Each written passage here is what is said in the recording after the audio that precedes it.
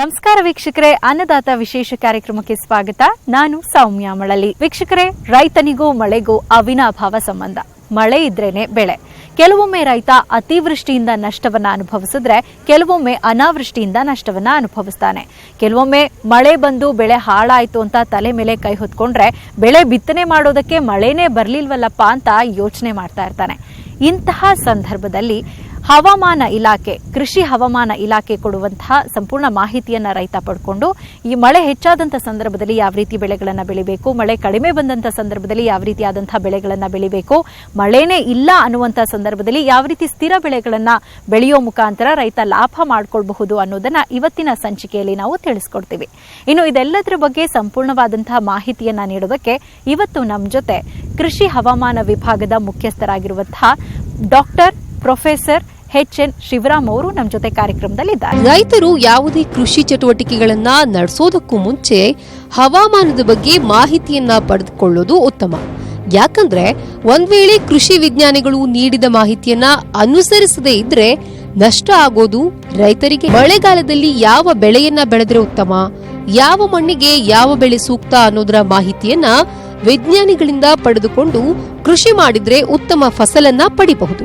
ಒಂದ್ ವೇಳೆ ಅತಿವೃಷ್ಟಿ ಅನಾವೃಷ್ಟಿಯಂತಹ ಸಂದರ್ಭಗಳಲ್ಲಿ ಕೃಷಿ ವಿಜ್ಞಾನಿಗಳು ಹಾಗೂ ಹವಾಮಾನ ತಜ್ಞರು ನೀಡುವ ಮಾಹಿತಿಯನ್ನ ಅನುಸರಿಸಿದ್ರೆ ರೈತರು ತಾವು ಬೆಳೆದ ಬೆಳೆಗಳನ್ನ ಉತ್ತಮ ರೀತಿಯಲ್ಲಿ ಸಂರಕ್ಷಣೆ ಮಾಡಿ ಕಾಲಕಾಲಕ್ಕೆ ಹವಾಮಾನ ಹಾಗೂ ಮಳೆಯ ಮುನ್ಸೂಚನೆಯನ್ನ ನೀಡುವಲ್ಲಿ ಬೆಂಗಳೂರಿನ ಮಹಾತ್ಮ ಗಾಂಧಿ ಕೃಷಿ ವಿಜ್ಞಾನ ಸಂಸ್ಥೆ ಕಾರ್ಯೋನ್ಮುಖವಾಗಿದೆ. ಮುಂಗಾರು ಮಳೆಗಾಲದ ಸಂದರ್ಭದಲ್ಲಿ ರೈತರು ಯಾವ ರೀತಿ ಬೆಳೆ ಬೆಳೆದ್ರೆ ಉತ್ತಮ, ಬರಗಾಲ ಬಂದಂತಹ ಸಂದರ್ಭದಲ್ಲಿ ಇರುವ ಕಡಿಮೆ ನೀರಿನಲ್ಲಿ ಯಾವ ಬೆಳೆಯನ್ನ ಬೆಳಿಬೇಕು, ವಲಯವಾರು ಯಾವ ಬೆಳೆಗಳನ್ನ ಬೆಳೆದ್ರೆ ಉತ್ತಮ ಫಸಲನ್ನ ಪಡಿಬಹುದು ಅನ್ನೋದರ ಕುರಿತು ಅಧ್ಯಯನ ನಡೆಸಿ ರೈತರಿಗೆ ಸಕಾಲಕ್ಕೆ ನಿರ್ದೇಶನ ಮತ್ತು ಮಾರ್ಗದರ್ಶನ ನೀಡುತ್ತಾ ಸ್ಯಾಟಲೈಟ್ನಿಂದ ಬರುವ ಹವಾಮಾನ ವೈಪರೀತ್ಯದ ಬಗೆಗಿನ ಮಾಹಿತಿಯನ್ನ ಅನುಸರಿಸಿ ಯಾವ ತಿಂಗಳಿನಲ್ಲಿ ಎಷ್ಟು ಮಳೆ ಬರುತ್ತೆ, ಹವಾಮಾನಕ್ಕೆ ಅನುಗುಣವಾಗಿ ಯಾವ ರೀತಿ ಕೃಷಿ ಚಟುವಟಿಕೆಗಳನ್ನ ನಡೆಸಬೇಕು ಅನ್ನೋ ಮಾಹಿತಿಯನ್ನ ರೈತರಿಗೆ ನೇರವಾಗಿ ನೀಡುತ್ತಾ ಬಂದಿದೆ.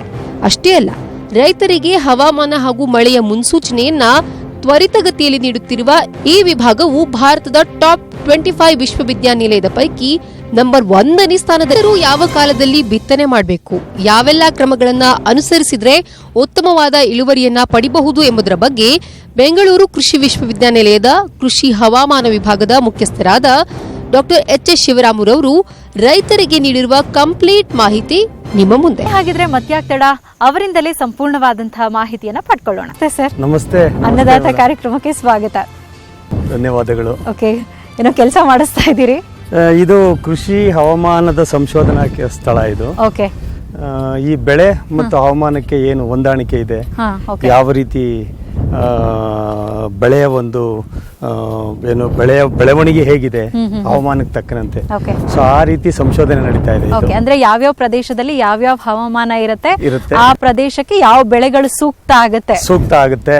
ಕೆಂಪು ಮಣ್ಣಲ್ಲಿ ಯಾವ ರೀತಿ ಬೆಳೆ ಬರ್ಬೋದು, ಕಪ್ಪು ಮಣ್ಣಲ್ಲಿ ಯಾವ ರೀತಿ ಬೆಳೆ ಬರ್ಬೋದು, ಇದನ್ನ ನಾವು ಸಂಶೋಧನೆ ಮಾಡ್ತಾ ಇದ್ದೀವಿ. ಓಕೆ ಸರ್, ಈಗ ನಾವು ರಾಜಕೀಯವಾಗಾದ್ರೆ ಕರ್ನಾಟಕವನ್ನ ಹೈದರಾಬಾದ್ ಕರ್ನಾಟಕ, ಮುಂಬೈ ಕರ್ನಾಟಕ, ಮಧ್ಯ ಕರ್ನಾಟಕ, ಕರಾವಳಿ ಕರ್ನಾಟಕ, ಮೈಸೂರು ಕರ್ನಾಟಕ ಹೀಗೆ ವಿಂಗಡಣೆ ಮಾಡ್ಕೋತೀವಿ. ನೀವು ಮಳೆ ಆಧಾರಿತ ಪ್ರದೇಶಗಳು ಪ್ರದೇಶ ಅಂತ ಬಂದಾಗ ಕರ್ನಾಟಕವನ್ನ ಯಾವ ರೀತಿಯಾಗಿ ನೀವು ಡಿವೈಡ್ ಮಾಡ್ತೀರಿ ಅಂತ? ಬಹಳ ಉತ್ತಮವಾದಂತ ಪ್ರಶ್ನೆ ಇದು. ಮಳೆಯ ಆಧಾರದ ಮೇಲೆ ಒಂದೇ ಅಲ್ಲ ಮಾಡೋದು, ಮಳೆ ಮತ್ತು ಮಣ್ಣು. ಇವಾಗ ಮಣ್ಣಿನ ಆಧಾರದ ಮೇಲೆ ಮಾಡ್ತು ಅಂತಂದ್ರೆ ಇಡೀ ಕರ್ನಾಟಕವನ್ನ 2 ಭಾಗವಾಗಿ ವಿಂಗಡಿಸಬಹುದು. ಉತ್ತರ ಭಾಗವನ್ನ ಕಪ್ಪು ಮಣ್ಣು, ಉತ್ತರ ಕರ್ನಾಟಕದ ಭಾಗ, ದಕ್ಷಿಣ ಭಾಗ ಕೆಂಪು ಮಣ್ಣು, ದಕ್ಷಿಣ ಕರ್ನಾಟಕದ ಭಾಗ. ಉತ್ತರ ಕರ್ನಾಟಕದ ಭಾಗದಲ್ಲಿ ಬೆಳೆನೇ ಬೇರೆ, ಯಾಕೆಂದ್ರೆ ಕಪ್ಪು ಮಣ್ಣು. ದಕ್ಷಿಣ ಕರ್ನಾಟಕದಲ್ಲಿ ಬೆಳೆನೇ ಬೇರೆ, ಇದು ಕೆಂಪು ಮಣ್ಣು. ಇದು ಒಂದು. ಎರಡನೇದು ಇನ್ನೊಂದು ಕೇಳಿದ್ರಿ, ಮಳೆಯ ಆಧಾರದ ಮೇಲೆ ಅಂತ. ನೋಡಿ, ಇಡೀ ನಮ್ಮ ಮಲೆನಾಡು ಬಿಟ್ಟು, ಕರಾವಳಿ ಬಿಟ್ಟು ಉಳಿದೆಲ್ಲ ಪ್ರದೇಶಗಳೆಲ್ಲ ಒಣ ಪ್ರದೇಶ. ಒಂದು ವರ್ಷದಲ್ಲಿ ಸುಮಾರು 750ರಿಂದ 800 ಮಿಲಿಮೀಟರ್ ಮಳೆ ಆಗುತ್ತೆ ಅಷ್ಟೇ. 750ರಿಂದ 800 ಮಿಲಿಮೀಟರ್. ಅದೇ ಮಲೆನಾಡಿಗೆ ಹೋದ್ರೆ 2000 ಮಿಲಿಮೀಟರ್. 2000 ಮಿಲಿಮೀಟರ್. ಅದಕ್ಕೋಸ್ಕರನೇ ಅಲ್ಲಿ ವಾಣಿಜ್ಯ ಬೆಳೆಗಳು, ಪ್ಲಾಂಟೇಶನ್ ಬೆಳೆಗಳು ವಿಪರೀತ ಇದೆ. ಕರಾವಳಿಗೆ ಹೋದ್ರೆ 2000 ಅಲ್ಲ, 4000 ಮಿಲಿಮೀಟರ್. ಆಗುಂಬೆ 11,000 ಮಿಲಿಮೀಟರ್. ಕೆರೆಯ ನೀರನ್ನು ಕೆರೆಗೆಚ್ಚಲ್ಲು ಅನ್ನೋ ತರ ವಿಪರೀತ ಮಳೆ ಅಲ್ಲಿ. Okay. ಸೊ ಅಲ್ಲಿ ಬೆಳೆ ಪದ್ಧತಿನೇ ಬೇರೆ. ಅಲ್ಲಿ ಯಾವ್ದಪ್ಪ ಬೆಳೆ ಅಂತಂದ್ರೆ ಗೇರು, ಗೋಡಂಬಿ ಅಂತೀವಲ್ಲ, ಹೌದು. ಗೋಡಂಬಿ ಮತ್ತು ಭತ್ತ. ಸೊ ಹೆಚ್ಚು ಮಳೆ ಬೀಳೋ ಪ್ರದೇಶದಲ್ಲಿ. ಮಲೆನಾಡಲ್ಲಿ ಎಲ್ಲಾ ವಾಣಿಜ್ಯ ಬೆಳೆಗಳು, ಹೌದು, ಏಲಕ್ಕಿ, ಆಮೇಲೆ ಕಾಳ್ಮೆಣಸು, ಕಾಳ್ಮೆಣಸು, ಅಡಿಕೆ, ಕಾಫಿ, ಕೋಕೋ ಈ ತರದವೆಲ್ಲ. ಹೌದು. ಈ ಪ್ರದೇಶದಲ್ಲಿ ಮಳೆಯಾಶ್ರಿತ ಪ್ರದೇಶ. ಮಳೆಯಾಶ್ರಿತ ಪ್ರದೇಶ ಅಂತಂದ್ರೆ ರಾಗಿ, ಕೆಂಪು ಮಣ್ಣಲ್ಲಿ ತೊಗರಿ, ಕಪ್ಪು ಮಣ್ಣಲ್ಲಿ ಜೋಳ ಮುಖ್ಯವಾದ ಬೆಳೆ, ಮತ್ತೆ ಶೇಂಗಾ, ಆಮೇಲೆ ಕುಸ್ಬೆ ಅಂತ ಬರ್ತದೆ. ಕುಸ್ಬೆ ಸ್ವಲ್ಪ ಮಳೆ ಸ್ವಲ್ಪ ಚೆನ್ನಾಗಿದ್ದು ನೀರಾವರಿ ಇಟ್ಕೊಂಡಿತ್ತು ಅಂದ್ರೆ ಗೋಧಿನ ಬೆಳಿತಾರಲ್ಲಿ. ಸೊ ಈ ರೀತಿ ಬೆಳೆ ವ್ಯವಸ್ಥೆ ಮಳೆ ಆಧಾರದ ಮೇಲೆ ಮತ್ತು ಮಣ್ಣಿನ ಆಧಾರದ ಮೇಲೆ. ಮಳೆ ಮತ್ತೆ ರೈತ ಅವರಿಬ್ರಿಗೂ ಒಂದ್ ರೀತಿ ಅವಿನಾಭಾವ ಸಂಬಂಧ ಇರುತ್ತೆ. ಮಳೆ ಇದ್ರೇನೆ ಬೆಳೆ. ಹಾಗಾಗಿ ಈಗ ಒಂದೊಂದ್ಸಲ ಏನಾಗುತ್ತೆ ಅಂದ್ರೆ ಈಗಲೇ ನಾವು ನೋಡ್ತಾ ಇದೀವಿ, ಕಳೆದ ಬಾರಿ ಅತಿವೃಷ್ಟಿ ಆಯ್ತು, ಅತಿ ಹೆಚ್ಚು ಮಳೆ ಆಯ್ತು, ಹಾಗಾಗಿ ಅತಿವೃಷ್ಟಿ ಆಯ್ತು. ಈ ಬಾರಿ ನೋಡಿದ್ರೆ ಅಂತಹ ಮಳೆನೇ ಇಲ್ಲ, ಅಂದ್ರೆ ವಾಡಿಕೆಗಿಂತ ಕಡಿಮೆ ಮಳೆ ಆಗಿದೆ. ಸೊ ಈ ರೈತ ಏನಾಗುತ್ತೆ, ಮಳೆ ಆಧಾರಿತವಾಗಿ ಅವನು ಬೆಳೆಗಳನ್ನ ಬಿತ್ತೋದಕ್ಕೆ ರೆಡಿ ಮಾಡ್ಕೊಂಡಿರ್ತಾನೆ. ಆದ್ರೆ ಸರಿಯಾಗಿ ಮಳೆ ಬರದೇ ಇದ್ದಾಗ ಆತ ನಷ್ಟವನ್ನ ಅನುಭವಿಸ್ತಾನೆ.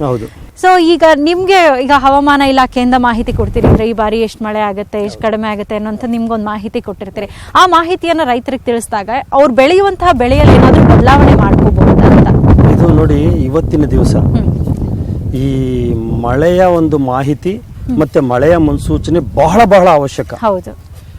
ಕಳೆದ ದಶಕಗಳ ಹಿಂದೆ ಇಂತಹ ವ್ಯವಸ್ಥೆ ಇರಲಿಲ್ಲ. ಯಾಕೆ ಅಂತಂದ್ರೆ ಅಲ್ಲಿ ವಾಡಿಕೆ ಮಳೆ ಇರ್ತಿತ್ತು. ಹೌದು. ಇವಾಗ ಮಳೆಯ ವೈಪರೀತ್ಯ ಎಷ್ಟರ ಮಟ್ಟಿಗಾಗಿದೆ ಅಂತಂತಂದ್ರೆ ಅದಕ್ಕೆ ನಾವು ಹೊಂದ್ಕೊಳ್ಬೇಕೇ ಹೊರತು ಮಳೆ ನಮ್ಗೆ ಹೊಂದ್ಕೊಳ್ಳೋದಿಲ್ಲ. ಸೊ ಹಾಗಾಗಿ ನಮ್ಮ ಕೃಷಿ ವಿಶ್ವವಿದ್ಯಾನಿಲಯ ಬೆಂಗಳೂರು, ನಮ್ಮ ಕೃಷಿ ಹವಾಮಾನ ವಿಭಾಗದಲ್ಲಿ ಪ್ರತಿ ಮಂಗಳವಾರ ಮತ್ತೆ ಪ್ರತಿ ಶುಕ್ರವಾರ ನಾವು ಮುನ್ಸೂಚನೆಯನ್ನ ತರಿಸ್ಕೊಳ್ತೀವಿ. ಮುನ್ಸೂಚನೆಯನ್ನ ಇಟ್ಕೊಂಡು ನಮ್ಮ ರೈತರಿಗೆ ಏನು ಸಲಹೆಯನ್ನ ಕೊಡಬೇಕು ಎಲ್ಲವನ್ನು ರೆಡಿ ಮಾಡ್ಕೊಳ್ತೀವಿ. 1 ಗಂಟೆಯಿಂದ 4 ಗಂಟೆ ಪ್ರತಿ ಶುಕ್ರವಾರ ಮತ್ತೆ ಮಂಗಳವಾರ 1 ಗಂಟೆಯಿಂದ 4 ಗಂಟೆಯಲ್ಲಿ ಏನು ಮುನ್ಸೂಚನೆಯನ್ನ ಕೊಡಬೇಕು, ಏನು ಸಲಹೆಯನ್ನ ಕೊಡಬೇಕು ಎಲ್ಲ ರೆಡಿ ಮಾಡಿಕೊಂಡು ಎಂ ಕಿಸಾನ್ ಪೋರ್ಟಲ್ ಅಂತ ಇದೆ. ಸೊ ಅದರಲ್ಲಿ ಸುಮಾರು ನಾವು ಒಂದು ಮಾಹಿತಿಯನ್ನ ಅಪ್ಲೋಡ್ ಮಾಡ್ತೀವಿ. ಲಕ್ಷಾಂತರ ಜನಕ್ಕೆ, ನಮ್ಮ ಕರ್ನಾಟಕ ರಾಜ್ಯದ ಲಕ್ಷಾಂತರ ಜನಕ್ಕೆ ಮೊಬೈಲ್ ಮೂಲಕ ತಲುಪ್ತಾ ಇದೆ. ಸೊ ಇದನ್ನು ಉಪಯೋಗಿಸ್ಕೊಳ್ತಾ ಇದ್ದಾರೆ ನಮ್ಮ ರೈತರು. ಸೊ ಇವಾಗ ಅದರ ಮಾಹಿತಿ ಬಹಳ ಅವಶ್ಯಕತೆ ಇದೆ, ಅದನ್ನು ಉಪಯೋಗಿಸ್ಕೊಳ್ತಾನೆ ಇದ್ದಾರೆ. ಪೂರ್ವ ಮುಂಗಾರು ಯಾವ್ಯಾವ ಭಾಗದಲ್ಲಿ ಇರುತ್ತೆ? ಯುಗಾದಿಯಿಂದ ನಮ್ಮ ಮಳೆ ಶುರು ಆಗ್ತದೆ. ಮಳೆ ಯಾವಪ್ಪ ಅಂತಂದ್ರೆ ಯುಗಾದಿಯಿಂದ ಸ್ಟಾರ್ಟ್ ಆಗುತ್ತೆ ಅಂದ್ರೆ ರೇವತಿ, ಅಶ್ವಿನಿ, ಭರಣಿ, ಕೃತಿಕಾ, ರೋಹಿಣಿ ಇವು ಪೂರ್ವ ಮುಂಗಾರು ಮಳೆಗಳು. ಏಪ್ರಿಲ್ ಮತ್ತು ಮೇ ತಿಂಗಳಲ್ಲಿ ಬಹಳ ಚೆನ್ನಾಗಿ ನಡೆಸ್ತವೆ. ಇಲ್ಲಿ ನಮ್ಮ ದಕ್ಷಿಣ ಕರ್ನಾಟಕದ ಭಾಗದಲ್ಲಿ ಬಹಳ ಚೆನ್ನಾಗಿ ಈ ಒಂದು ಮಳೆ ನಡೆಸೋದ್ರಿಂದ ನಾವು ನೋಡಬಹುದು. ಎಲ್ಲಿಂದ ಸಕಲೇಶ್ಪುರದಿಂದ ಈ ಕಡೆ ಆಲೂರಿಂದ ಬರ್ಬೇಕಾದ್ರೆ ಯಥೇಚ್ಛವಾಗಿ ನಮ್ಮ ಕಣ್ಣಿನ ದೃಷ್ಟಿ ಎಷ್ಟಿದೆಯೋ ಅಷ್ಟು ಮುಸ್ಕಿನ ಜೋಳ ಬೆಳೆದಿದ್ದಾರೆ. ಮತ್ತೆ ಈ ಚಾಮರಾಜನಗರಕ್ಕೆ ಹೋದ್ರೆ ನಮ್ಮ ಎಳ್ಳು ಬಿತ್ತನೆ ಆಗಿರ್ತದೆ. ಹೆಸರು, ಉದ್ದು, ಅಲಸಂದೆ ಇವೆಲ್ಲವೂ ಸಹ ನಮ್ಮ ರಾಮನಗರ ಜಿಲ್ಲೆಯಲ್ಲಿ, ಹೊಸದುರ್ಗ ಜಿಲ್ಲೆಯಲ್ಲಿ ಬೆಳೀತಾರೆ. ಇವೆಲ್ಲವೂ ಮೇ ತಿಂಗಳಲ್ಲಿ ಬಿತ್ತನೆ ಮಾಡ್ತಾರೆ. ಯಾವ ಒಂದು ಆಧಾರದ ಮೇಲೆ ಅಂದ್ರೆ ಪೂರ್ವ ಮುಂಗಾರನ್ನ ಉಪಯೋಗಿಸಿಕೊಂಡು ಆ ಮಳೆಯನ್ನ ಬಿತ್ತನೆ ಮಾಡ್ತಾ ಇದ್ದಾರೆ. ಇವತ್ತಿನ ದಿವಸ ಮಳೆ ಲೇಟ್ ಆಗಿದೆ, ಆದ್ರೂ ಸಹ ಸುಮಾರು 10 ಲಕ್ಷದ ಹೆಕ್ಟೇರ್ ಪ್ರದೇಶ ಕರ್ನಾಟಕ ರಾಜ್ಯದಲ್ಲಿ ಪೂರ್ವ ಮುಂಗಾರು ಬೆಳೆ ಇವತ್ತಿನ ದಿವಸ ಇದೆ. ನೀವು ಹಾಸನ ಕಡೆ ಹೋದ್ರೆ ಆಲೂಗಡ್ಡೆ ಇವಾಗ ಬಿತ್ತನೆ ಆಗಿದೆ. ಹುಣಸೂರು ಕಡೆ ಹೋದ್ರೆ ತಂಬಾಕು, ಇವೆಲ್ಲವೂ ಸಹ ಪೂರ್ವ ಮುಂಗಾರು ಮಳೆ. ಇವು ಮುಗಿದ ತಕ್ಷಣ ಏನ್ ಮಾಡ್ತಾರೆ, ರೈತರು ರಾಗಿ ತಗೊಳಕ್ ಶುರು ಮಾಡ್ತಾರೆ. ಸೊ 2 ಬೆಳೆ ಮಳೆ ಆಶ್ರಿತದಲ್ಲೇ. ಹಾಗಾಗಿ ನಾವು ಪುಣ್ಯವಂತರು, ನಾವು ದಕ್ಷಿಣ ಕರ್ನಾಟಕದ ಭಾಗದ ಜನಗಳು ಬಹಳ ಪುಣ್ಯವಂತರು. ಉತ್ತರ ಕರ್ನಾಟಕದ ಭಾಗದ್ರು ಪುಣ್ಯವಂತರು. ಯಾಕೆ ಅಂದ್ರೆ ಕಪ್ಪು ಮಣ್ಣು. ಹೌದು, ಕಪ್ಪು ಮಣ್ಣಲ್ಲಿ ಬೆಳೆಗಳು ತುಂಬಾ ಚೆನ್ನಾಗುತ್ತೆ. ಯಥೇಚ್ಛವಾಗಿ ನೀರಿನ ಹಿಡಿದಿಟ್ಕೊಳ್ಳುವಂತ ಶಕ್ತಿ ಇದೆ. ಸೊ ಹಾಗಾಗಿ ನಮ್ಮಲ್ಲಿ ಆತರ ಇಲ್ಲ. ನಮ್ಮಲ್ಲಿ ಕೆಂಪು ಮಣ್ಣು ಅಂತಂದ್ರೆ 1 ಮೀಟರ್ ಆಳದಲ್ಲಿ ನಾವು ಪದರವನ್ನ ತೋಡಿದ್ರೆ 50 ಮಿಲಿಮೀಟರ್ ಮಳೆ ನೀರು ಶೇಖರಣಾ ಸಾಮರ್ಥ್ಯ ಇದೆ. ಅಲ್ಲಿ 300 ಮಿಲಿಮೀಟರ್ ಶೇಖರಣಾ ಸಾಮರ್ಥ್ಯ. ಈಗ ಮಳೆನೇ ಬರ್ಲಿಲ್ಲ, 1-2 ತಿಂಗಳು ಕಾಲ ಲೇಟ್ ಆಗುತ್ತೆ, 1 ತಿಂಗಳು ಲೇಟ್ ಆಗುತ್ತೆ ಮಳೆ ಆಗುವಂಥದ್ದು. ಅಥವಾ ಎಷ್ಟೋ ಸಂದರ್ಭಗಳಲ್ಲಿ ಬಿತ್ತನೆ ಆಗ್ಬಿಟ್ಟಿರುತ್ತೆ, ಆದ್ರೆ 1-2 ಬಾರಿ ಮಳೆ ಬೇಕಾಗುತ್ತೆ ಭೂಮಿ ಹದವಾಗೋದಕ್ಕೆ, ಆದ್ರೆ ಮಳೆನೇ ಬರೋದಿಲ್ಲ. ಅಂತ ಸಂದರ್ಭದಲ್ಲಿ ಏನ್ ಮಾಡ್ಬೇಕಾಗುತ್ತೆ? ಇದೇ ಒಂದು ಪರಿಸ್ಥಿತಿಯನ್ನ ನಾವು ಇಲ್ಲಿ ನೋಡ್ತಾ ಇದ್ದೀವಿ. ಏನಪ್ಪಾ ಅಂತಂದ್ರೆ ಮೇ ತಿಂಗಳಲ್ಲಿ ಮಳೆ ಬಂತು. ಜೂನ್ ಜುಲೈ ಮಳೆ ಅಂದ್ರೆ ಮುಂಗಾರು ಮಳೆ ಅಂತ ನಾವು ಕರಿತೀವಿ. ಜೂನ್ ಜುಲೈಯಲ್ಲಿ ಇವಾಗ ಕೊರತೆ ಇದೆ, ಬಹಳ ಕೊರತೆ ಇದೆ. ಒಣಹವೆ ಮಧ್ಯದಲ್ಲಿ ಬಂದಿದೆ. ಸುಮಾರು 4 ತಿಂಗಳು, 4 ವಾರ, 5 ವಾರದಿಂದ ಒಣಹವೆ ಇದೆ. ಇಂತಹ ಪರಿಸ್ಥಿತಿಯಲ್ಲಿ ನಮ್ಮ ರೈತರಿಗೆ ಇವಾಗ ಇಂತಹ ಒಂದು ಕಷ್ಟದ ಸಮಯದಲ್ಲಿ ನಾವು ಮಾಹಿತಿಯನ್ನು ಕೊಡಬೇಕಾಗುತ್ತೆ. ಹೌದು. ಬಹಳ ಮುಖ್ಯವಾದ ಮಾಹಿತಿ. ನಾವು ಹೇಳ್ತಿರ್ತೀವಿ, ಪ್ರತಿ ವರ್ಷವೂ ನಾವು ರೈತರಿಗೆ ಹೇಳ್ತಾ ಇರ್ತೀವಿ, ನೋಡಪ್ಪ, ಒಂದು ವರ್ಷದಲ್ಲಿ ಕಡಿಮೆ ಅಂದರೆ 15ರಿಂದ 20 ಕೊಚ್ಚಣೆ ಮಳೆ ಆಗುತ್ತೆ. ಕೊಚ್ಚಣೆ ಮಳೆ ಅಂತಂದರೆ ಮಣ್ಣು ಕೊಚ್ಕೊಂಡು ಹೋಗುವಂಥ 20 ಮಿಲಿಮೀಟ್ರ್ ಒಂದು ದಿನಕ್ಕೆ ಜಾಸ್ತಿ ಆಯಿತು ಅಂದರೆ ಕೊಚ್ಚಣೆ ಮಳೆ ಅಂತೀವಿ. ಆ ಕೊಚ್ಚಣೆ ಮಳೆಯನ್ನು ನೀನು ಶೇಖರಣೆ ಮಾಡ್ಕೋ, ಕೃಷಿ ಹೊಂಡದಲ್ಲಿ ಶೇಖರಣೆ ಮಾಡ್ಕೋ. ನಿನಗೆ ಮಧ್ಯದಲ್ಲಿ ಒಣ ಹವೆ ಬಂದಾಗ ಅದನ್ನು ಪುನರ್ಬಳಕೆ ಮಾಡ್ಬೋದು. ಜೀವ ಉಳಿಸೋ ನೀರಾವರಿ ಥರ ಮಾಡ್ಬೋದು. ಹೌದೌದು. ಅಂದ್ರೆ ಈಗಿನ ಕಾಲದಲ್ಲಿ ಮೊದ್ಲಿನ ತರ ಮಳೆ ಬರ್ದೇ ಇರೋದ್ರಿಂದಾಗಿ ಕೃಷಿ ಹೊಂಡಗಳ ಪಾತ್ರ ಬಹಳ ಅತ್ಯವಶ್ಯಕ ಇವತ್ತಿನ ದಿವಸ. ಇದು ಬಹಳ ಮುಖ್ಯವಾದ ಒಂದು ತಂತ್ರಜ್ಞಾನ. ಇದನ್ನ ನಾವು ನಮ್ಮ ರೈತರು, ಅದಕ್ಕೋಸ್ಕರನೇ ಇವತ್ತಿನ ದಿವಸ ಪ್ರತಿಯೊಬ್ಬ ರೈತನಿಗೂ ಸಹ ಕೃಷಿ ಹೊಂಡ ತೋಡ್ಕೊಳ್ರಿ. ನೀವು ಕೃಷಿ ಹೊಂಡ ತೋಡ್ಕೊಳ್ತು ಅಂತಂದ್ರೆ ಏನಾಗುತ್ತೆ, ಶೇಖರಣೆ ಆಗುತ್ತೆ. ಬಿದ್ದಂತ ಮಳೆ ನೀರು ಎಷ್ಟು ಸಾಧ್ಯವೋ ಅಷ್ಟಲ್ಲಿ ಶೇಖರಣೆ ಮಾಡ್ಕೊಳ್ತೀವಿ. ಅದನ್ನ ನಾವು ಮೀನು ಸಾಕಾಣಿಕೆಗೆ ಮಾಡ್ಕೋಬಹುದು. ಅಥವಾ ನಾವು ಉಪಯೋಗ ಚೆನ್ನಾಗಿ ಮಳೆ ಆಯ್ತು ಅಂತಂದ್ರೆ ಮಧ್ಯದಲ್ಲಿ ಒಂದು ತರಕಾರಿ ಬೇಸಾಯ ಮಾಡ್ಕೋಬಹುದು. ಏನೂ ಉಪಯೋಗ ಆಗಲಿಲ್ಲ ಅಂತಂದ್ರೆ ಜೀವ ಉಳಿಸೋ ನೀರಾವರಿ ಕೊಡ್ಬೋದು. ಅದನ್ನು ಮಾಡಲಿಲ್ಲ ಅಂದ್ರೆ ಅಂತರ್ಜಲ ವೃದ್ಧಿ ಆಗುತ್ತಲ್ಲ, ಅಲ್ವಾ? ಸೊ ಇದು ನಮ್ಮ ರೈತರಿಗೆ ಬರ್ಬೇಕದು. ಪೂರ್ವ ಮುಂಗಾರಿನ ಬಗ್ಗೆ ತಿಳಿಸ್ಕೊಟ್ರಿ. ಈಗ ಮುಂಗಾರು ಬೆಳೆಗಳು, ಮುಂಗಾರು ಬಂದಂತ ಸಂದರ್ಭದಲ್ಲಿ ಯಾವ್ಯಾವ ಬೆಳೆಗಳು ಬೆಳಿಬಹುದು ಅನ್ನೋದ್ರ ಬಗ್ಗೆ ಮಾಹಿತಿ. ಇವಾಗ ಮುಂಗಾರಲ್ಲಿ ನಮ್ಮ ದಕ್ಷಿಣ ಕರ್ನಾಟಕ ಭಾಗದಲ್ಲಿ ಬಹಳ ಮುಖ್ಯವಾದ ಬೆಳೆ ಯಾವ್ದಪ್ಪ ಅಂತಂದ್ರೆ ರಾಗಿ. ರಾಗಿಯ ಜೊತೆ ತೊಗರಿ. ಆಮೇಲೆ ಸ್ವಲ್ಪ ನಿಧಾನ ಆಯ್ತು ಅಂತಂದ್ರೆ ನಾವು ಹಲಸಂದೆ ಹೋಗ್ತೀವಿ, ಹುರುಳಿಗೆ ಹೋಗ್ತೀವಿ. ಆಮೇಲೆ ಹೆಸರು, ಉದ್ದು ಇವೆಲ್ಲ ಮಾಡ್ಕೊಳ್ತೀವಿ. ಇವೆಲ್ಲ ಕೆಂಪು ಮಣ್ಣಲ್ಲಿ. ಕಪ್ಪು ಮಣ್ಣಲ್ಲಿ ಮುಂಗಾರು ಬೆಳೆಗಳು ಯಾವಪ್ಪ ಅಂತಂದ್ರೆ ಜೋಳ, ಸೂರ್ಯಕಾಂತಿ. ಹಿಂಗಾರು ಬೆಳೆ ಅಂತಂದ್ರೆ ಕಡಲೆ, ಬಹಳ ಮುಖ್ಯವಾದ ಕಡಲೆ. ಆಮೇಲೆ ಸ್ವಲ್ಪ ನೀರು ಚೆನ್ನಾಗಿತ್ತು ಅಂತಂದ್ರೆ ಗೋಧಿ.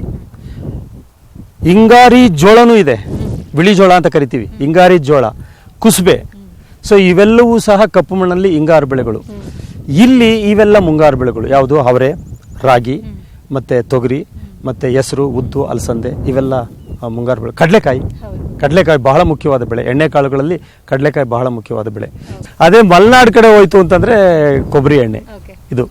ಸೊ ಈ ರೀತಿ ಎಣ್ಣೆಕಾಳು ಬೆಳೆಗಳು, ಮತ್ತೆ ಕೆಂಪು ಮಣ್ಣಿನಲ್ಲಿ ಮುಂಗಾರು ಬೆಳೆಗಳು, ಮತ್ತೆ ಹಿಂಗಾರು ಬೆಳೆಗಳು ಕಪ್ಪು ಮಣ್ಣಲ್ಲಿ. ಓಕೆ ಸರ್, ಮತ್ತಷ್ಟು ಮಾಹಿತಿಯನ್ನು ನಿಮ್ಮಿಂದ ಪಡ್ಕೋತೀನಿ. ಸೊ ಸರ್, ಹೇಳ್ತಾ ಇದ್ರು ಮುಂಗಾರು ಮಳೆ ಬಿದ್ದಂಥ ಸಂದರ್ಭದಲ್ಲಿ ಯಾವ್ಯಾವ ಪ್ರದೇಶಗಳಲ್ಲಿ ಯಾವ್ಯಾವ ಬೆಳೆಗಳನ್ನ ಬಿತ್ತನೆ ಮಾಡಿದ್ರೆ ರೈತರು ಅಧಿಕ ಇಳುವರಿಯನ್ನ ಪಡ್ಕೊಳ್ತಾರೆ ಅಂತ. ಪೂರ್ವ ಮುಂಗಾರಿನಲ್ಲಿ ಯಾವ ರೀತಿಯಾದಂತಹ ಬೆಳೆಗಳನ್ನ ಬೆಳಿಬೇಕು ಅನ್ನೋ ಬಗ್ಗೆ ಮಾಹಿತಿಯನ್ನ ಕೂಡ ಕೊಟ್ಟು ವಿರಾಮದ ನಂತರ ಅನ್ನದಾತ ಕಾರ್ಯಕ್ರಮಕ್ಕೆ ಮತ್ತೆ ಸ್ವಾಗತ. ಇವತ್ತಿನ ಕಾರ್ಯಕ್ರಮದಲ್ಲಿ ನಾವು ಮಳೆಯಾಧಾರಿತವಾಗಿ ಯಾವ್ಯಾವ ಬೆಳೆಗಳನ್ನ ಬೆಳಿಬೇಕು ಅನ್ನೋದ್ರ ಬಗ್ಗೆ ಕೃಷಿ ಹವಾಮಾನ ಇಲಾಖೆಯ ಮುಖ್ಯಸ್ಥರಿಂದ ಮಾಹಿತಿಯನ್ನ ಪಡ್ಕೊಳ್ತಾ ಇದ್ವಿ. ಇನ್ನು ಮತ್ತಷ್ಟು ಮಾಹಿತಿಯನ್ನ ಅವರಿಂದ ಪಡ್ಕೊಳ್ಳೋಣ. ಸರ್, ಈಗ ನೀವಾಗ್ಲೇ ಹೇಳಿದ್ರಿ, ಅಂದ್ರೆ ನಾವು ಸ್ಯಾಟಲೈಟ್ ಮುಖಾಂತರ ಬಂದಂತ ಮಾಹಿತಿಯನ್ನ ರೈತರಿಗೆ ನೀಡ್ತೀವಿ, ಅಂದ್ರೆ ದೀರ್ಘಾವಧಿ ಮಾಹಿತಿಯನ್ನು ಕೂಡ ನೀಡ್ತೀವಿ, ಮತ್ತೆ ವಾರಕ್ಕೆ 2 ಬಾರಿ ಮಾಹಿತಿಯನ್ನ ನೀಡ್ತೀವಿ ಅಂತ. ಸೊ ಆ ಒಂದು ಪ್ರೊಸೀಜರ್ ಹೇಗಿರುತ್ತೆ ಅನ್ನೋದನ್ನ ತಿಳಿಸ್ಕೊಡ್ತೀರಾ? ಪ್ರತಿ ಮಂಗಳವಾರ ಮತ್ತೆ ಪ್ರತಿ ಶುಕ್ರವಾರ ನಾವು ಮಾಹಿತಿಯನ್ನ ಕ್ರೋಢೀಕರಿಸ್ತೀವಿ. ಈ ಕ್ರೋಢೀಕರಿಸೋದಕ್ಕೆ ನಮ್ಮ ವ್ಯಕ್ತಿಗಳಿದ್ದಾರೆ, ನಮ್ಮ ವಿಜ್ಞಾನಿಗಳಿದ್ದಾರೆ, ನಮ್ಮ ವ್ಯಕ್ತಿಗಳಿದ್ದಾರೆ. ಈ ಕ್ರೋಢೀಕರಿಸೋದು ಹೇಗಪ್ಪ ಅಂತಂದ್ರೆ 3 ಸಂಸ್ಥೆಗಳಿದ್ದಾವೆ. ಒಂದು ಭಾರತೀಯ ಹವಾಮಾನ ಇಲಾಖೆ, ಎರಡನೇದು ಕರ್ನಾಟಕ ರಾಜ್ಯ ಪ್ರಕೃತಿ ವಿಕೋಪ ಉಸ್ತುವಾರಿ ಕೇಂದ್ರ ಅಂತ ಇದೆ, KSNMDMC ಅಂತ ಇದೆ. ಮೂರನೇದು ಸ್ಯಾಕ್ ಅಹಮದಾಬಾದ್.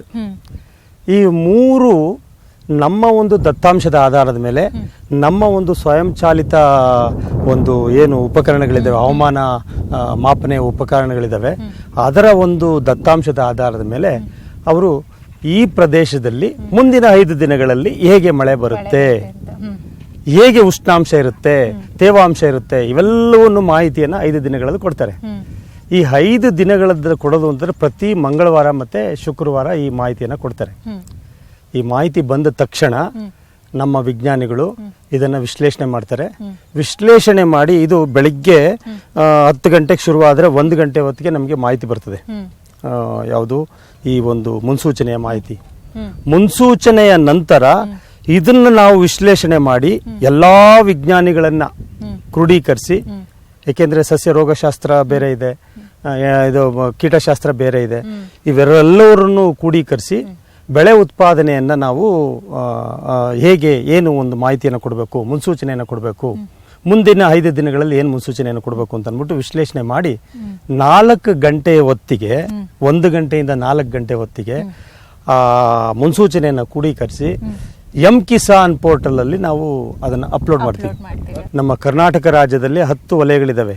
10 ವಲಯಗಳಲ್ಲೂ ಅಪ್ಲೋಡ್ ಆಗುತ್ತೆ. 10 ವಲಯಗಳಲ್ಲೂ ಅಪ್ಲೋಡ್ ಆದಾಗ ಏನಾಗುತ್ತೆ ಅಂತಂದರೆ ಆಯಾ ರಾಗಿ ರೈತನಿಗೆ ರಾಗಿ ಮಾಹಿತಿ ಹೋಗುತ್ತೆ, ಮತ್ತು ಕಾಫಿ ರೈತನಿಗೆ ಕಾಫಿ ಮಾಹಿತಿ ಹೋಗುತ್ತೆ. ಈ ರೀತಿ ಸುಮಾರು 22 ಲಕ್ಷ ರೈತ ಕುಟುಂಬಗಳಿಗೆ ಈ ಮಾಹಿತಿ ಅವರ ಮೊಬೈಲ್ ಮೂಲಕ ಮಾಹಿತಿ ತಲುಪಿಡುತ್ತೆ. ಅದನ್ನು ನೋಡಿಕೊಂಡು ಆ ಒಂದು ಮಳೆಯ ಆಧಾರದ ಮೇಲೆ ಅವರ ಒಂದು ಹವಾಮಾನದ ಚಾತುರ್ಯತೆ ಮೇಲೆ ಏನು ಬೆಳೆ ತೆಗಿಬೇಕು, ಏನು ಬೇಸಾಯ ಕ್ರಮ ಮಾಡಬೇಕು, ನೀರು ಕೊಡಬೇಕಾ, ಮಳೆ ಬರಲ್ಲ ಅಂತಂದರೆ ನೀರು ಕೊಡ್ತಾರೆ. ಜಾಸ್ತಿ ಮೋಡ ಕವಿದ ವಾತಾವರಣ ಇತ್ತು ಅಂತಂದರೆ ಸ್ವಲ್ಪ ಕೇರ್ಫುಲ್ ಆಗಿರ್ತಾರೆ, ಕೀಟಗಳು ಬರ್ಬೋದು, ಕೀಟಗಳ ಬಾಧೆ ಇರ್ಬೋದು ಅಂತ. ಸೊ ಈ ರೀತಿ ಚೆನ್ನಾಗಿ ಬಿಸಿಲಿತ್ತು ಅಂತಂದರೆ ಹೌದು ಇದು ಸೂಕ್ತವಾದ ಸಮಯ ಯಾವುದಕ್ಕೆ, ಕೀಟನಾಶಕಗಳನ್ನು ಸಿಂಪರಣೆ ಮಾಡೋದಕ್ಕೆ. ಈ ರೀತಿ ಒಂದು ಡಿಸಿಷನ್ನ, ಈ ರೀತಿ ಒಂದು ತೀರ್ಮಾನವನ್ನು ಅವ್ರು ತಗೊಳ್ತಾರೆ. ಓಕೆ, ಈಗ ಕೆಲವು ಬಾರಿ ಅತಿವೃಷ್ಟಿ ಆಗುತ್ತೆ, ಕೆಲವು ಬಾರಿ ಅನಾವೃಷ್ಟಿ ಆಗುತ್ತೆ. ಈಗ ಮಳೆ ಬರಲಿ ಬರದಲೇ ಇರಲಿ, ಕೆಲವೊಂದು ಬೆಳೆಗಳು ರೈತರಿಗೆ ನಿರಂತರವಾದಂತಹ ಆದಾಯವನ್ನು ತಂದುಕೊಡ್ತಾ ಇರುತ್ತೆ. ಸೊ ಅಂತಹ ಯಾವ್ಯಾವ ಬೆಳೆಗಳನ್ನ ಹಾಕೊಂಡ್ರೆ ತುಂಬಾ ಲಾಸ್ ಇಂದ ಅಂದ್ರೆ ತುಂಬಾ ನಷ್ಟವನ್ನ ಅನುಭವಿಸೋದನ್ನ ಪಾರ್ ಮಾಡಬಹುದು ರೈತ ಅಂತ ನೋಡಿ, ಇದು ಬಹಳ ಒಂದು ಮುಖ್ಯವಾದ ಪ್ರಶ್ನೆ. ಯಾಕೆ ಅಂತಂದ್ರೆ ರೈತ ಅವನಿಗೆ ಕೃಷಿಯಿಂದಲೇ ಅವನ ಜೀವಸ್ವ. ಈ ರೀತಿ ಇರಬೇಕಾದ್ರೆ ಅವನಿಗೆ ಸುಸ್ಥಿರವಾದಂತಹ ಆದಾಯ ಬರಬೇಕು.